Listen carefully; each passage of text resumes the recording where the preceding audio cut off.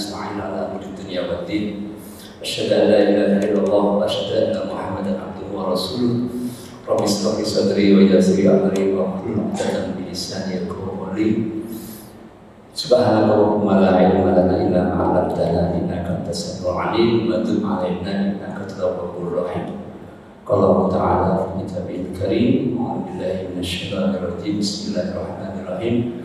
Wal 'asri innal insana lafi khusrin illa alladziina aamanu wa 'amilus shalihaati wa tawassaw bil haqqi wa tawassaw bis sabr. Wa qala aidan wa lanabluwannakum bisyai'in minal khawf wal ju' wa naqsin minal amwali wal anfusi was samarat wa basyyiris sabirin alladziina idza asabatuhum musibatun qalu inna lillahi wa inna ilaihi raji'un. Al-ayat. Alhamdulillahirabbil alamin. Yang kami muliakan Bapak Ibu dari para alim ulama yang hadir pada kajian Ahad pagi, para hadirin sekalian, Bapak Ibu, mas-mas, adik-adik yang dimuliakan Allah Subhanahu wa taala, alhamdulillahirabbil alamin. Kembali lagi saya mengajak untuk kita semuanya mensyukuri atas nikmat yang Allah berikan kepada kita sekalian pada pagi hari ini, khususnya nikmat iman, nikmat Islam, dan nikmat yang baru kita sadari ketika nikmat itu hilang, ya, diantaranya nikmat kesehatan dan nikmat kesempatan. Ya, alhamdulillah pagi hari ini kita disempatkan oleh Allah untuk hadir di dalam majelis dalam rangka tafakkaru fil khalq, ya, dalam rangka memikirkan makhluk-makhluk Allah. Ya. Di antara makhluk Allah itu adalah kehidupan kita sehari-hari dalam bermuamalah, urusan pekerjaan, urusan uang, ya. Nah, dalam rangka tafakkaru fil khalq, kita memikirkan gimana ketika kemudian Allah memberikan kepada kita ujian-ujian, baik itu berupa ujian material maupun ujian spiritual. Ya. Mudah-mudahan di waktu yang singkat ini kita mampu digolongkan oleh Allah termasuk orang-orang yang pandai mensyukuri atas nikmatnya. Allahumma amin. Salawat dan salam mari kita haturkan kepada junjungan Nabi Agung Muhammad sallallahu alaihi wasallam, kepada keluarga beliau, kepada para sahabat beliau, para tabi'in dan para pengikut beliau yang setia dengan berbagai keterbatasannya, termasuk kita semuanya. Mudah-mudahan hanya dengan modal ikhlas, mukhlisina lahuddin, kita salah sana salah sini, Allah berkenan mengingatkan kita dengan cara mengingatkan yang kita ridhoi. Ya. Kita berharap menjadi radhiyallahu an, radhiyallahu an. Kita diridhoi Allah dan kita ridho atas yang Allah harapkan. Ya, sehingga ketika Allah mengingatkan kita diingatkan dalam keadaan situasi nikmat. Itulah yang kita harapkan. Ya. Jadi kadang saya sendiri, Bapak Ibu jamaah sekalian, ya, belajar agama, belajar sesuatu sambil jalan, ya. Sehingga kadang keliru, harus mengoreksi sana, koreksi sini, ya. Mudah-mudahan Allah mengingatkan kita dan kita dinaikkan derajatnya menjadi golongan orang-orang yang pandai bersyukur dan syukur Allahumma amin. Bapak Ibu sekalian dimuliakan Allah Subhanahu wa taala, bahwa pagi ini saya diminta panitia Mas Dada dan tadi MC Mas Eko, ya, saya kenalkan, ini mungkin sudah kenal Mas Eko, ya, untuk mengajak kita kembali membahas tentang masa depan tahun depan, ya, terutama, ya, tentang apa yang kita dengarkan di mass media tentang kalau kita disebutkan itu, ya, kita sudah ditakut-takuti, ya, oleh media massa bahwa tahun 2023 ini akan terjadi resesi, ya. Sehingga tadi saya kutipkan salah satu di dalam Al-Quran, Al-Quran 155, bahwa manusia itu akan diuji dengan 5 jenis ujian. Nah, salah satu ujian itu khauf, ketakutan, ya. Dan ketakutan itu ternyata Allah kirimkan melalui medsos hari ini, gitu, ya. Kita ditakut-takuti akan ada resesi tahun 2033. Bahkan kalau kita lihat di berbagai media itu ada yang sampai kita diminta waspada betul, ya, waspada 2023 akan terjadi sesuatu di negeri kita, di Indonesia, ya. Oleh karena itu saya sebagai salah satu di Fakultas Ekonomi. Di Fakultas Ekonomi Universitas Islam Indonesia punya suatu tanggung jawab ya kembali untuk mendudukkan kembali sebetulnya betulkah Indonesia itu nanti akan menjadi bagian dari resesi dunia, estimasi kita, perkiraan kita. Ya. Kemudian yang kedua, bagaimana kita menyikapi ketika nanti ada resesi. Sebelum sampai sini, jamaah sekalian muliakan Allah Subhanahu wa Ta'ala. Ya. Di dalam istilah ekonomi itu resesi ada tiga jenjang. Ya. Jenjang yang paling rendah itu kita istilahkan dengan krisis ekonomi. Kita pernah mengalaminya jemaah sekalian berkali-kali. Mungkin Mas Eko belum ya. Sudah lahir belum tahun 98? Belum lahir ya. Kita mengalami yang namanya krisis moneter ya, tahun 98. Di mana saat itu bunga bank itu meningkat pesat, bunga pinjaman sampai 40% lebih per tahun. Kemudian nilai rupiah itu menjadi tidak berharga, anjlok. Ada bulan Agustus 97, $1 Amerika itu setara dengan 2.700. Pada bulan Januari 98, nilai dolar itu melonjak menjadi 14.500. Ya. Masyarakat terutama yang berurusan dengan mata uang asing kelimpungan. Termasuk beberapa kawan saya yang sedang dikirim kuliah ke Amerika kebingungan mau ngasih beasiswa yang semula itu ngasihnya cukup sebut saja 2.500.000 atau 25 juta itu naik menjadi 445 juta yang harus dikirim. Pasti kita nggak punya uang ya, sehingga mahasiswa Indonesia di luar negeri itu pada kebingungan, banyak yang nggak lanjut sekolah pada tahun itu. Karena nilai rupiah anjloknya itu nggak cuma 2 kali tapi 4 kali lipat ambil ya. Itu kita sebut dengan istilah krisis moneter ya. Jadi yang terdampak hanya pada sektor keuangan perbankan. Tetapi Bapak Ibu yang tidak berkecimpung dengan perbankan di dunia pertanian, nelayan, yang tidak berurusan dengan pinjam uang di bank atau nggak urusan dengan ekspor, ya nggak terdampak. Itu tahun 98. Bahkan pada tahun 98 para nelayan-nelayan eksportir seperti udang itu banjir rezeki. Yang semula udang itu sebut saja kalau harga 1 kilo itu Rp50.000 ya. Itu dalam dolarnya sama, misalkan 150.000 itu identik dengan sebut saja $20 ya. Yang semula 50.000 itu naik pesat menjadi 4 kalinya. Jadi 200.000, berarti panen raya. Itulah krisis moneter tahun 98. Memang betul Bapak Ibu sekalian, tidak ada sebuah bencana yang menyusahkan semua orang. Pasti ada sekelompok yang bahagia, ada sekelompok yang sengsara gitu ya.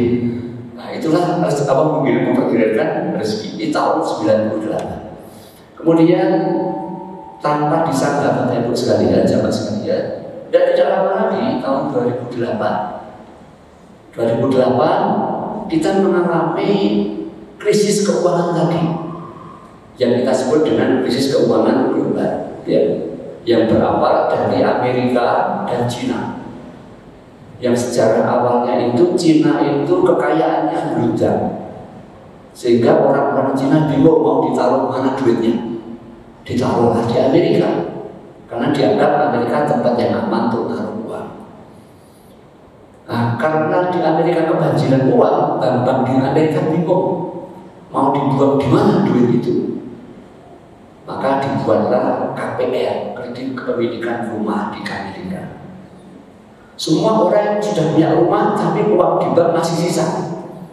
Maka yang terjadi Amerika mau beral uang yang belum layak punya rumah dikasih kredit rumah.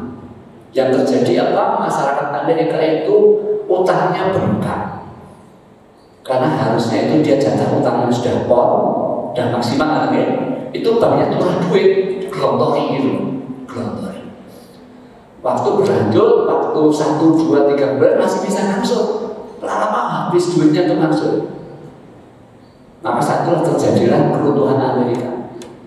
Ketika kemudian KPR di Amerika hancur, merembet ke Cina, merembet ke berbagai negara. Kita beruntung Bapak Ibu sekalian, Indonesia tak terdampak. Kenapa? Karena Indonesia tidak pernah punya utang piutang dengan Amerika dan Cina cukup banyak. Sehingga yang terjadi di Amerika tidak punya efek banyak di Indonesia, kita selamat. Ya. Itu krisis keuangan tahun 2008. Tidak lama, hanya dalam waktu 10 tahun. Itu juga kita sebut dengan istilah krisis ekonomi. Jadi krisis ini terjadinya pada hal-hal tertentu. Kadang di keuangan, kadang di mata uang, kadang di perbankan, kadang di pasar modal, tapi nggak menyeluruh, hanya ada sebagian sektor tertentu. Ya. Dan ternyata Bapak Ibu sekalian, ini semuanya terjadi dalam waktu yang cepat. Mungkin sebelum kita lahir, ya, sebelum tahun 98, Bapak Ibu, mungkin kita tanya ke orang tua kita pernah kejadian tahun 70-an, tahun 65. Jadi kalau kita hitung tahun 65, jarak sampai tahun 98 itu sudah 30 tahun. 30 tahun ada krisis, diulang 10 tahun krisis. Jadi krisisnya diulang cepat sekali. Ya. Mengapa ini terjadi? Krisis keuangan ini sudah banyak diteliti terjadi karena penerapan sistem ribawi. Penerapan negara-negara yang membungkakan uang. Saya misalnya di Amerika tahun 2008, mengapa kok sampai Amerika hancur cepat sekali gitu ya? Karena bank-bank di Amerika itu kalau punya utangnya dijual, Bapak Ibu sekalian. Jadi saya punya bank, misal sebagai contohnya, saya bisa mengutangi senilai 100 juta pada si A. Saya bisa mengutangi sejumlah 1.000 orang 100 juta. Dan orang-orang itu lancar. Jadi kalau saya mengutangi 1.000 orang, 100 juta kali 1.000 berarti ketemunya 10 miliar totalnya. Nah, uang saya sebagai bank kan habis ini. Biar saya bisa gerak, gimana caranya? Utang itu saya jual kepada orang lain. Saya akan katakan kepada masyarakat, wahai masyarakat, saya punya utang lancar ini, siapa mau beli? Tak kasih bunga 5%. Yang nagih nanti saya, kira-kira begitu kan? Saya waktu ngasih utang 100 juta, saya pasang bunga 10%, tak jual 5, saya masih sisa 5%. Karena masyarakat itu tahunya utangnya bagus, dapat uang gratis 5%, dibelilah utang itu. Sehingga saya sebagai bank dapat duit segar lagi 10 miliar. 10 M itu saya gunakan untuk kredit lagi. Nanti orang yang kedua ini, dia ngomong kepada orang lain lagi, ini saya punya utang bagus 10 M, saya jual, saya tak mau beli 3% bunganya. Dia dapat sisa 2%, dijual 3%. Dia dapat uang 10 M lagi, beranak pinak Bapak Ibu. Yang terjadi apa? Ketika yang membayar utang pertama ini gagal bayar, yang ambruk banknya 3. Semuanya ambruk berarti. Karena yang utang dijual menjadi utang, dijual menjadi utang tertingkat-tingkat gitu ya. Itu hanya ada dalam sistem ribawi. Utang diperjual belikan. Sehingga sunnatullah, kalau kita masih menganut sistem ribawi ini, insya Allah krisis akan berulang, akan terjadi terus kira-kira begitu ya. Cuma mungkin Bapak bertanya-tanya, ya, mengapa ketika sudah tahu akan ada krisis kok yang masih dipertahankan ya sistem bunga itu? Ya karena di balik krisis itu ada yang sekelompok orang yang berbahagia menikmati krisis. Sebagian susah karena krisis, sebagian orang itu senang dengan krisis, dia memanfaatkan krisis. Misal sebagai contoh ketika nilai rupiah itu anjlok, ada yang menikmati rupiah dengan cara jual beli uang. Ada kelompok-kelompok ini yang menikmati itu. Nah itu yang disebut dengan krisis ekonomi. Biasanya terjadi kurang dari 4 bulan, kemudian menyangkut pada sektor tertentu saja. Kita kejadian pada tahun 2008. Ya. Kemudian yang level 2 namanya resesi ekonomi. Ini lebih parah daripada krisis. Kejadiannya biasanya di atas 8 bulan dan menyangkut di semua sektor. Tidak hanya keuangan, semua kena. Sektor bisnis kena, sektor industri kena, pertanian kena, perdagangan kena. Bapak Ibu, sadar tidak, kita sudah mengalami resesi. Ciri-ciri resesi itu adalah ekonominya melemah dalam waktu 8 bulan lebih. Dan ternyata kita tanpa sadar sudah mengalami kapan itu? 2020 yang lalu. Saat kita mengalami ada pandemi COVID-19. Itu hakikatnya Indonesia sudah mengalami resesi. Karena ekonomi tumbuh negatif, bisnis melorot semuanya, ya, banyak PHK yang kita jumpai. Tapi alhamdulillah ternyata hari ini kita masih diberi kehidupan. Artinya Bapak Ibu jangan membayangkan krisis sebagai sesuatu yang menakutkan, apa resesi yang menakutkan. Kita sudah mengalami itu, ya, tahun 2000 yang lalu. Ya. Kemudian yang lebih parah lagi dari resesi namanya depresi ekonomi. Itu kejadian tahun 1930-an, waktu Perang Dunia Pertama, dan tahun 1960 sampai 70, ketika Bung Karno itu terpaksa menggunting uang menjadi 2. Terpaksa uang 1000 dipotong nilainya menjadi 1. Karena saat itu tahun 66 yang menyebabkan Soeharto saat itu sebagai kolonel mengeluarkan surat dekret presiden mengganti kekuasaan Soekarno. Salah satu sebabnya karena satu ada krisis, harga-harga naik di atas 65%. Wah, sekali naiknya, ya. Itu sudah disebut depresi. Sudah cukup parah, ya, jangkanya panjang dan menyangkut di semua sektor. Ya. Jadi sebenarnya resesi yang kita bahas ini ciri utamanya 3, Bapak Ibu sekalian. Yang pertama, pertumbuhan ekonominya sudah di bawah 0. Artinya kalau kita jualannya itu sudah tidak bertambah tapi turun. Omset penjualannya turun dari waktu ke waktu minim dalam setahun. Yang kedua, bertambahnya pengangguran. Tidak muncul lapangan kerja tapi pengangguran malah bertambah. Kemudian yang ketiga, daya beli masyarakat itu menurun. Dan ini kita alami beberapa waktu yang lalu. Ya, saya mendapatkan cerita teman-teman yang di wisata di Yogyakarta ini kira-kira di bulan-bulan ya awal-awal 2022 itu wisata Jogja sudah mulai pulih, tapi mereka hanya jalan-jalan tapi nggak jajan. Jadi bosan di rumah berwisata tapi nggak buka bawa dompet untuk belanja. Ya, itu menunjukkan bahwa masih resesi karena daya belinya turun, kan? Yang semula itu makan rombongan sama keluarga itu hanya beli minum saja atau beli makan saja. Nah, hari ini insya Allah sudah mulai membaik ya situasi resesi. 3 poin itu sebagai ciri-ciri. Kalau ini berlanjut Bapak Ibu sekalian, maka dampaknya bisa menjadi lebih parah. Ya. Di antaranya itu akan muncul kebangkrutan bisnis. Ya.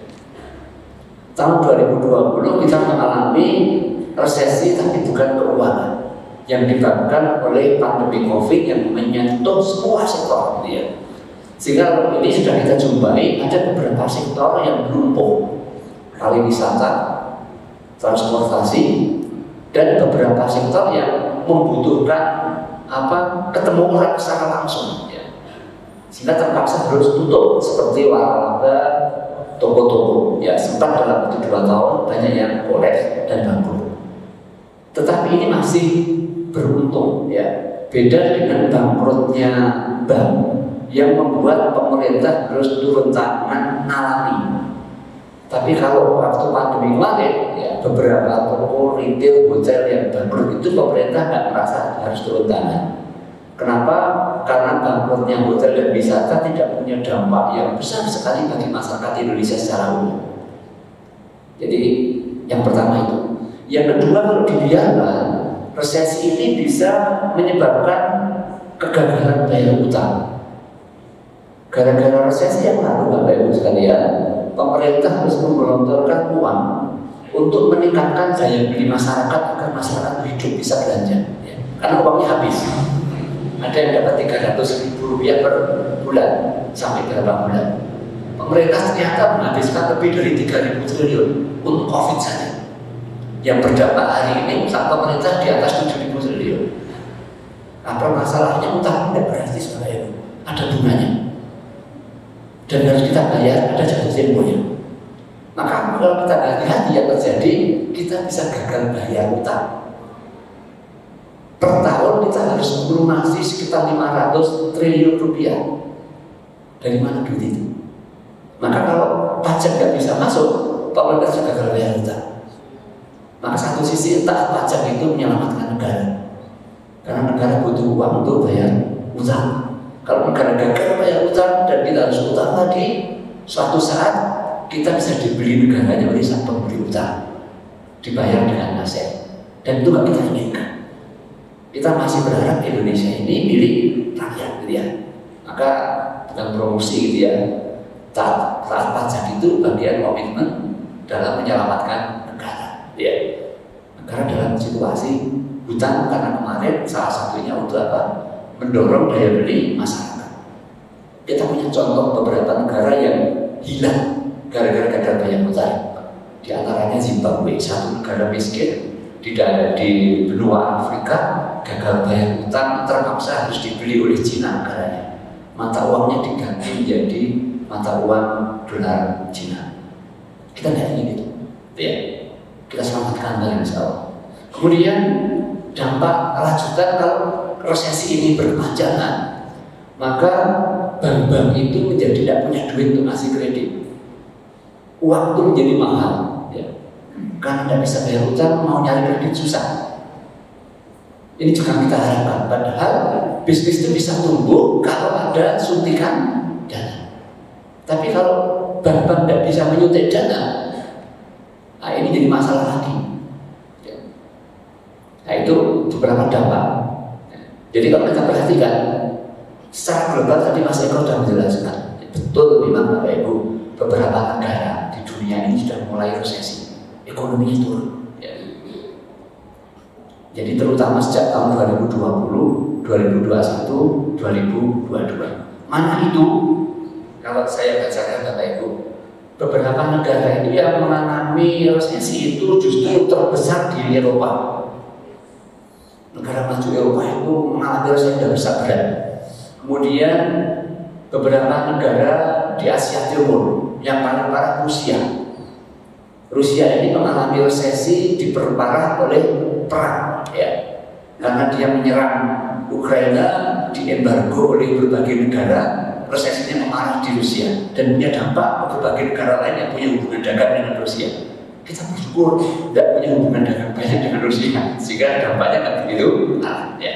Kemudian lagi di daerah Asia Selatan, ya, terutama di sekitar India, ya, itu juga sudah mulai resesi. Tetapi Bapak Ibu, ada beberapa negara yang sampai hari ini pertumbuhan ekonominya bagus. Yang terbagus itu Arab Saudi. Arab Saudi hari ini bahwa apakah karena Allah rahmati dengan dibukanya umroh dan haji itu ya, sehingga ekonominya di Arab Saudi tumbuh bagus di atas 8% tahun ini. Di Timur Tengah, di beberapa negara Afrika juga masih bagus. Karena banyak negara Afrika itu hidup dari negerinya sendiri, dia survive dari budidayanya sendiri. Jadi sebetulnya memang tidak semua resesi itu mengenai semua negara, termasuk negeri kita.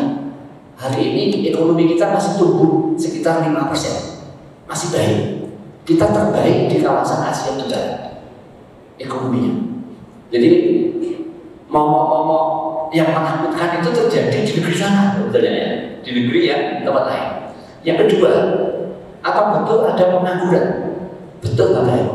Di tingkat dunia, pengangguran itu melonjak pesat, terutama saat pandemi sampai hari ini.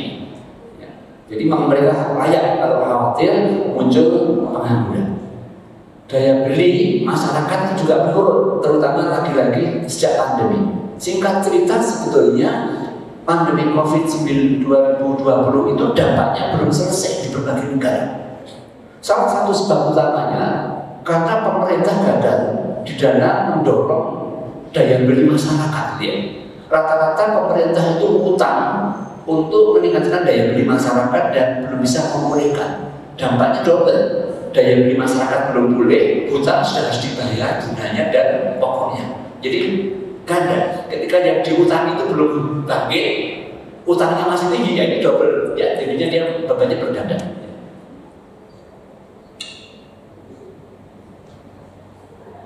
Bagaimana dengan Indonesia? Ini kabar gembira saja, ada 5 negara yang ekonominya masih bertahan cukup bagus. Saudi Arabia, Indonesia, Cina, Turki, Korea. Sudah cukup lumayan ya. Kemudian di sebagian negara memang sudah mulai negatif ekonominya. Terparah memang yaitu di Rusia ya. Karena di samping habis dunia untuk urusan perang di embargo, ekonominya oleh negara-negara lain. Mudah-mudahan ekonomi yang tumbuh ini bisa kita pertahankan. Jadi satu sisi ini memang sebuah polemik gitu ya. Jualan tetap jalan, tapi risiko COVID berkembang, atau stok jualan tapi konsumen tidak datang. Nah, itu pertanyaan kita cukup wajar gitu ya. Mangan kena COVID terapapun ya, atau kita hindari COVID tapi tidak ada makan. Ya. Nah, itu menjadi dilema di kita sejak 2 tahun yang lalu. Tapi alhamdulillah Allah memberikan kita jalan keluar, kita bisa survive sampai hari ini.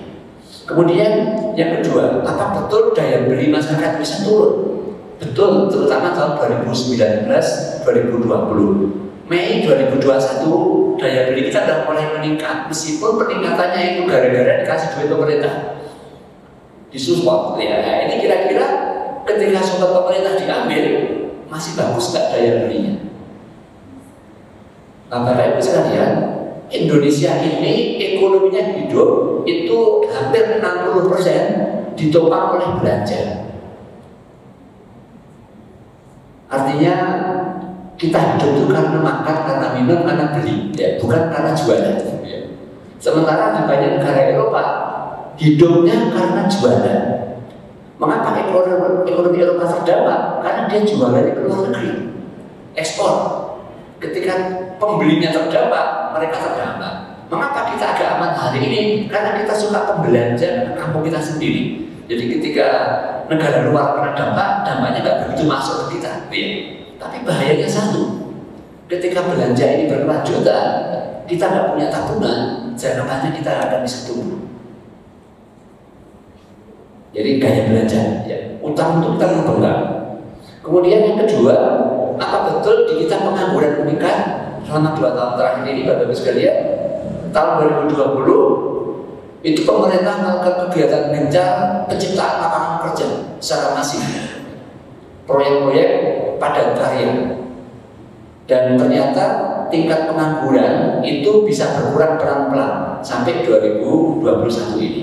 Meskipun mereka yang rawan terhadap perubahan ekonomi itu masih banyak ya.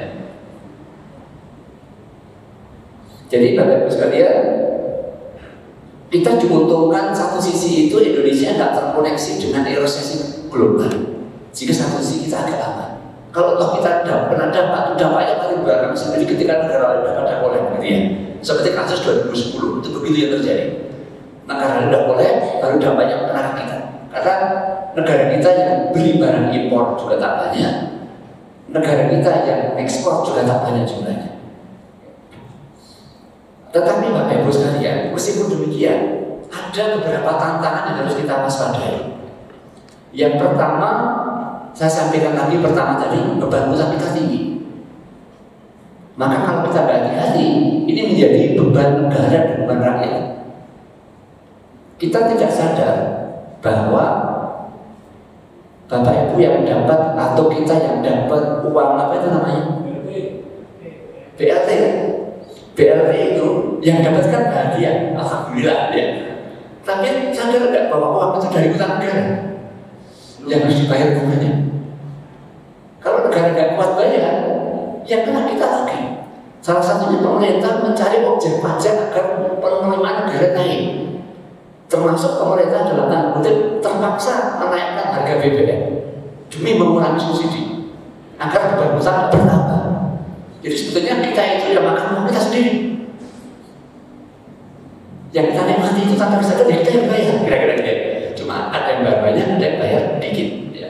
Ini kalau nggak hati-hati, duit kita habis dibayar Tuhan. Yang kedua, ancaman kita yang kedua bahaya kita, yaitu turunnya ketahanan pangan. Banyak negara ini mulai stok pangannya itu berkurang, sehingga ekspor pangannya dibatasi. Beberapa dampaknya, impor kedelai harganya naik, harga tempe naik, ya, beras, hampir semua produk-produk pangan itu kita hanya impor. Maka ketahanan pangan itu jadi penting. Nah, sisi lain ini Bapak Ibu sekalian, potensi sebetulnya, potensi bisnis sektor pertanian. Karena pangan itu hari ini kita masih banyak impor, bahkan garam pun kita impor. Kemudian tantangan ketiga, banyak dunia usaha hari ini belum pulih.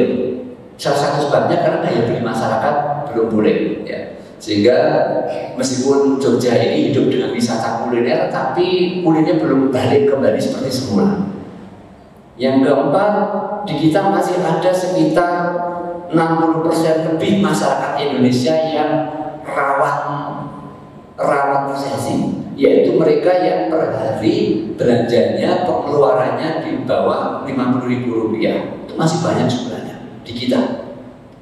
Bukan kategori miskin versi BPU Pusat Statistik ya, tapi mereka yang rentan ini, yang penghasilannya tidak tetap, bukan pegawai, ya, tapi para pekerja, pas UMKM ini cukup banyak sekali.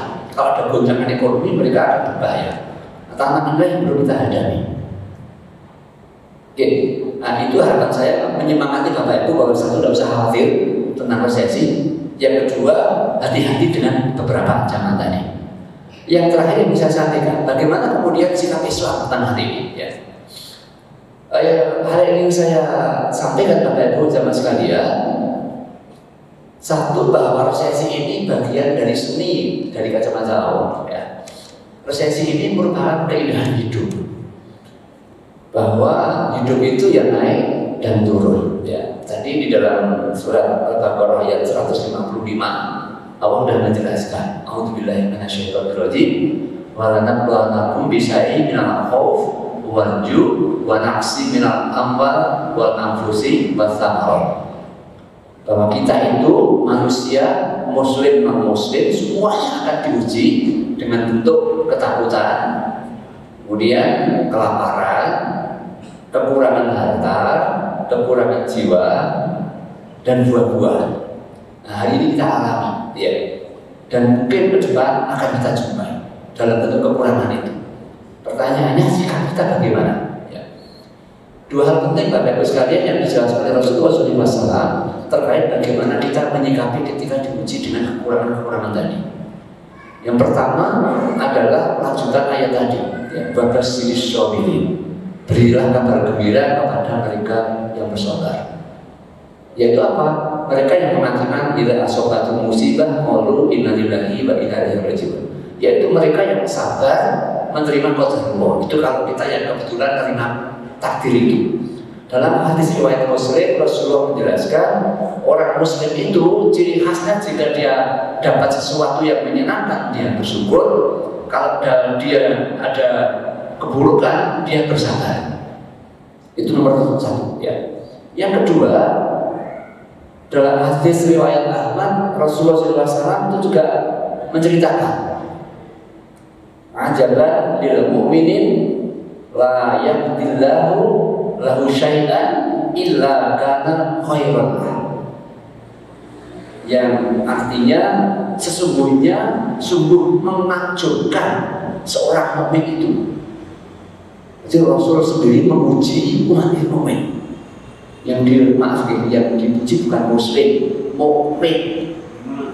Sanes muslim tapi mukmin.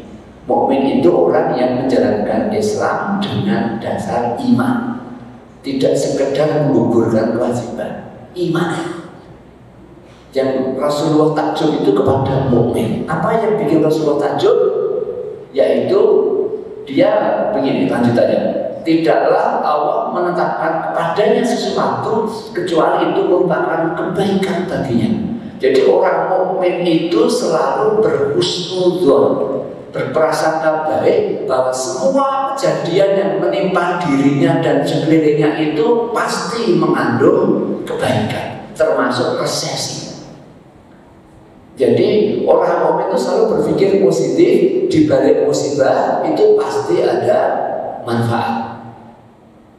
Di balik sebuah bencana pasti ada hikmah yang kita disuruh tafakkaru fil haq. Pikirkanlah terhadap apa yang Allah ciptakan.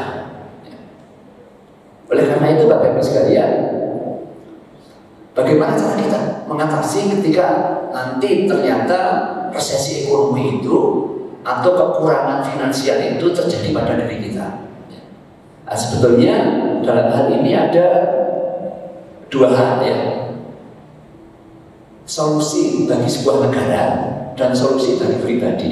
Saya akan lebih fokus solusi personal ya. Solusi negara biar dibahas nanti oleh para negarawan ya. Solusi secara pribadi individual itu apa? Ya. Yang pertama, kita ingat bahwa Allah telah berfirman yang artinya kalau sesuatu keburukan menimpa kalian itu dari kalian. Kalau kebaikan menimpa kalian itu datangnya dari Allah Subhanahu wa taala. Maka tidak ada cara lain ketika kita menyadari ada keburukan, tidak lain kecuali beristighfar kepada Allah Subhanahu wa taala. Astagfirullahaladzim, mungkin kami ada yang salah, minta maaf ketika ternyata resesi ini penyebabnya dosa-dosa kita. Dosa kita pribadi, dosa kita kepada saudara, dosa kita kepada anak keluarga, dosa kita kepada makhluk Allah selain manusia, dan banyak dosa yang mungkin menyebabkan Allah murka. Itu Allah sampaikan ya, bahwa yang suatu yang buruk itu kan karya kalian ya. Dan taubat, otokritik, apa setuju kekurangan kita. Nah, apa yang perlu kita otokritik? Yang kedua Bapak Ibu sekalian, yang perlu otokritik adalah, saya pernah sampaikan dulu di masjid ini, sudahkah kita kelola harta keluarga kita sesuai syariat Islam? Masih adakah harta-harta haram dalam tubuh kita? Masih ada atau tidak? Mungkin yang sengaja, mungkin yang tak sengaja. Yang tak sengaja cukup kita berzikir dan istighfar karena kita tak tahu itu dan memperbanyak sedekah. Tapi yang sengaja harus kita taubati dan kita tinggalkan jauh-jauh ya. Salah satu hal yang tidak bisa kita hindari di Yogyakarta dan di tempat lain yaitu nunsewu babi. Berkali-kali kita jumpai makanan di Yogyakarta di daerah itu dicampur antara daging babi dan daging yang lain, mulai dari dagingnya sampai lemaknya. Saya pernah mengajak Bapak Ibu sekalian tanpa saya sadari, kawan-kawan Muslim dari Filipina, rombongan saya ajak makan di sebuah warung sate favorit di Yogyakarta. Ya. Saya tidak ikut kebetulan, hanya teman-teman yang ikut. Ya. Dan saya tidak bisa menyebutkan merek warung satenya. Setelah pulang, kawan Filipina saya itu cerita, tanya ke saya, Pak Pri, tahu kan jenengan sate apa tadi yang kita makan? Loh kenapa? Itu sate babi. Dan itu dibeli oleh masyarakat kita. Mereka mengerti karena pernah sering makan dan tahu beda rasanya. Kita tidak tahu. Itu yang disebut dengan debu-debu dosa. Babi itu diolah menjadi sekitar 185 produk, mulai dari bulunya, tulangnya, minyaknya, sampai semuanya dipakai.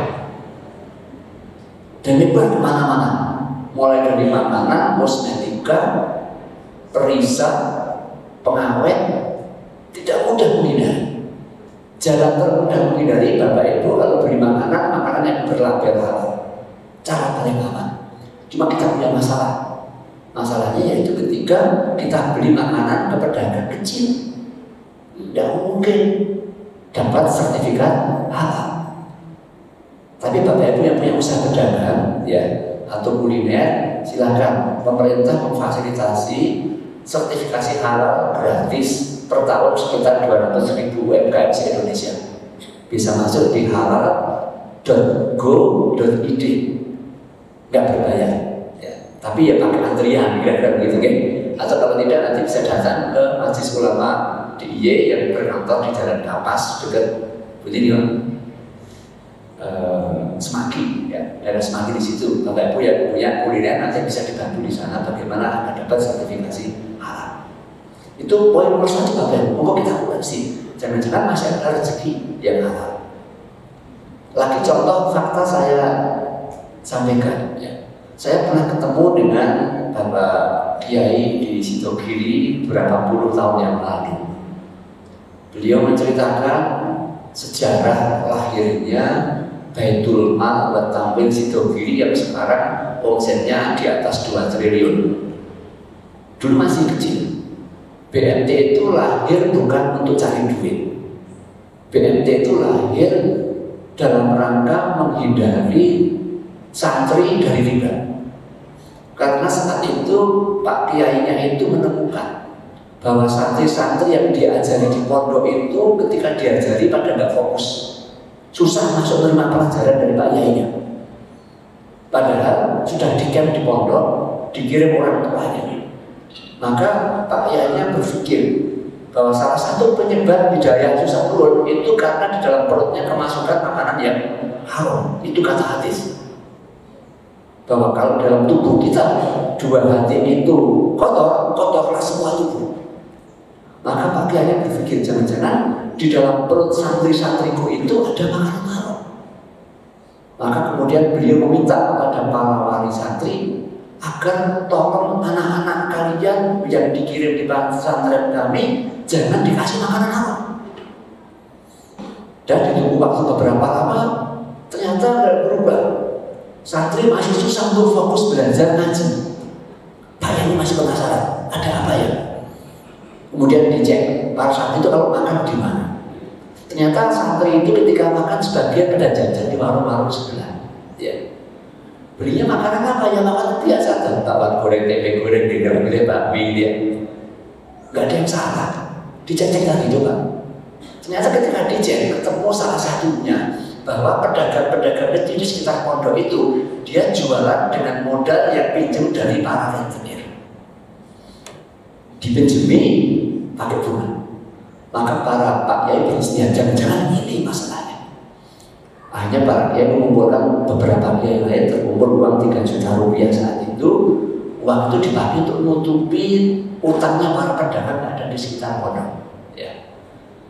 Qadarullah Bapak Ibu jamaah sekalian, masalah terselesaikan. Santri sudah belajar dengan baik dan kemudian pondok bikin lembaga keuangan syariah BMT yang tanpa bunga dan besar sampai sekarang menjadi BMT terbesar se-Indonesia dengan aset di atas 2 triliun. Jadi lagi-lagi satu kuncinya, bersihkan perut kita dari sesuatu yang haram. Ya, itu nomor 2. Yang nomor 3, Bapak Ibu sekalian, untuk antisipasi siapkah kita menghadapi krisis, monggo kita cek kembali kondisi keuangan keluarga kita masing-masing. Sehat atau tidak, besar pasak daripada tiang atau besar tiang daripada pasak. Belanja dan penerimaan besar mana? Ini yang ahli ibu-ibu. Saya itu sering dapat laporan rutin dari istri, catatan pengeluaran dari Rp1.000 sampai berapa pun dicatat. Ya. Sebagai laporan bendahara rumah tangga, kira-kira gitu ya. Ini loh report laporan. Ya. Kita jadi tahu, satu, belanja kita melebihi dana kita apa tidak. Nomor 1 itu. Yang kedua, ada nggak belanja yang diharamkan oleh Allah? Nomor 2. Nomor 3, ada nggak belanja yang tidak sesuai skala prioritas yang harusnya belum beli dibeli? Ini tugas bapak rumah tangga, tugas ibu melaporkan. Bapaklah yang koreksi. Ya. Kadang kita Bapak Ibu susah membedakan mana kebutuhan pokok, mana kebutuhan tak pokok. Anak-anak kita pulsa itu lebih penting daripada makan sarapan. Bapak-bapak sebagian mungkin masih ada rokok. yang dikumpulin juga nilainya cukup banyak ya. Itu salah satu kita cara ngecek ya, ngecek kondisi keuangan kita. Satu tadi ya. Kemudian apa yang perlu dicek Bapak Ibu sekalian? Yang perlu dicek kebutuhan darurat kita aman apa tidak? Apa sih darurat itu? Darurat itu diantaranya kebutuhan kesehatan. Apakah Bapak Ibu sekarang ini keluarga sudah semuanya ikut BPJS atau tidak? Terutama yang mandiri. Karena yang namanya biaya kesehatan itu betul-betul tidak bisa diprediksi, bisa menghabiskan anggaran rumah tangga. Atau kalau tidak, ikut asuransi kesehatan. Di samping kesehatan, biaya yang juga itu biaya sekolah. Sekolah ini inflasinya meningkat pesat. Ya, dulu zaman saya kuliah, biaya kuliah itu paling mahal di antara sekolah yang lain. Sekarang tidak, kalah sama di TK. Uang makan TK SD itu jauh di atas uang kuliah dibanding kejadian. Artinya kalau kita ingin anak kita itu di sekolah yang berkualitas, harus nabung dari awal, ya, ditata. Ada nggak dana darurat itu? Diamankan. Secara umum dana darurat aman itu minimal 6 sampai 12 bulan. Jadi kalau kita punya belanja per bulan sekitar 3 juta rupiah satu keluarga, dana darurat itu dibutuhkan ya sekitar 6 sampai 12 kali. Itu jaga-jaga. Kemudian yang ketiga, yang keempat, ya, agar kita aman ketika ada resesi, kurangi dan lunasi utang. Bahkan para sebagian ahli mengatakan tahun ini bukan waktunya untuk utang, apapun bentuk utangnya, entah utang untuk bisnis atau utang untuk usaha atau utang apalagi utang untuk konsumsi, utang TV, utang kulkas, stop dulu, kira-kira. Kecuali utangnya ke tetangga yang nggak pakai apa-apa, utangnya ke saudara yang nggak pakai barang apa-apa.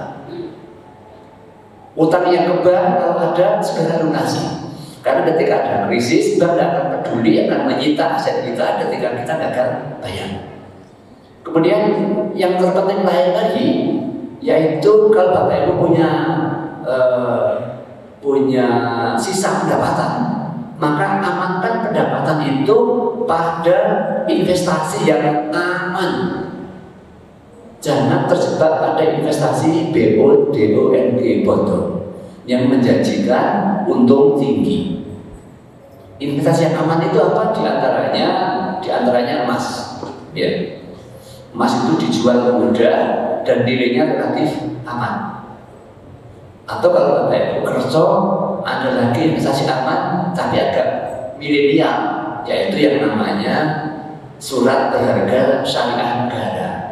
Jadi nilainya 1 juta rupiah per lembar, ya. Itu bisa dibeli. Itu kita beli surat hutang syariah negara, 1 lembarnya 1 juta rupiah, nanti dibayar bagi hasilnya per 6 bulan, rata-rata dapat sekitar 6% sampai 7% per tahun. Nanti tanya Mas Eko atau Mas Mada tahu lah kira-kira ya cara belinya di mana, gitu ya. Kalau ingin investasi, insya Allah aman, ya. Tapi yang lain-lainnya itu berisiko, beli properti, beli saham, atau mungkin investasi yang menjanjikan macam-macam. Kemudian yang ke-7, upayakan cari penghasilan alternatif, ya. Ada beberapa Bapak Ibu sektor bisnis yang insya Allah diperkirakan aman di masa pandemi atau krisis ini. Yang pertama yaitu bisnis digital. Menjadi pengusaha online, dropseller, reseller. Saya punya beberapa kawan itu hanya modal beli resep nasi goreng, dijual online di rumah, bisa menghidupi keluarga sampai sekarang. Ada, ya. Kemudian yang kedua, bisnis berkaitan dengan kebutuhan dasar. Itu insya Allah akan dibutuhkan terus, yaitu makanan. Tapi makanan basic, jangan makanan suplemen. Makanan salad, jus buah itu agak nggak basic. Yang basic itu ya makan siang, makan malam, ya. Mie ayam, bakso yang orang biasa makan. Insya Allah itu pandemi pun orang tetap butuh makan, ya.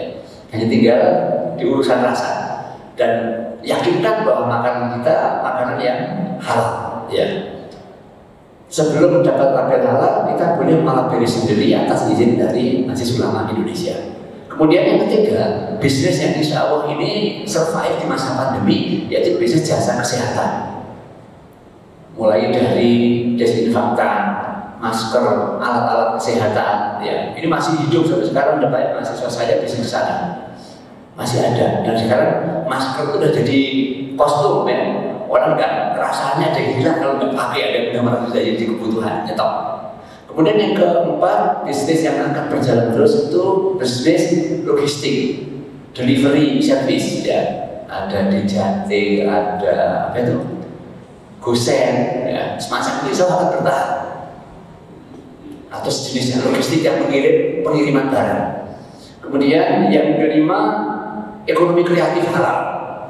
Ini anak muda ini, konten kreator, ya. Membuat konten YouTube, membuat konten-konten IG, ya, membuat konten-konten media sosial yang bernuansa edukasi, itu banyak dicari. Ya. Banyak contoh mereka yang bisa mendatangkan uang dengan cara menjadi konten kreator. Mungkin putra putri Bapak Ibu sudah mulai ke sana.